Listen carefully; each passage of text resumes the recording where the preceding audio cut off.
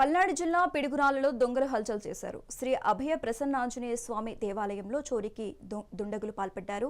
రాత్రి గుర్తు తెలియని వ్యక్తులు ఆలయంలోకి సీసీ కెమెరాలు పగలగొట్టి 3 హుండీలను సుమారు 10,000 చోరీ చేశారు. సమాచారం అందుకున్న పోలీసులు ఘటనాస్థలికి చేరుకుని కేసు నమోదు చేసి దర్యాప్తు చేస్తున్నారు పోలీసులు.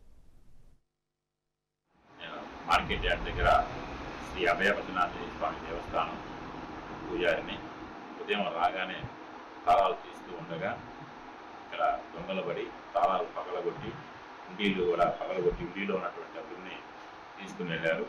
యార్డు వెనక భాగం నుంచి దూకి సీసీ కెమెరాలన్నీ కూడా పగలగొట్టి మెయిన్ కూడా తీసేసి మెయిన్ దగ్గర ఉన్న మెయిన్ కూడా తీసేసి ఆ దొంగతనం చేశారు. మొత్తం 3 ఉండీలు కూడా పగలగొట్టి ఉండీలో ఉన్నటువంటి డబ్బులు తీసుకుని వెళ్ళారు. సుమారు ఎంత ఉండొచ్చు? 10,000 రూపాయల దాకా ఉండీలో ఉండవచ్చు.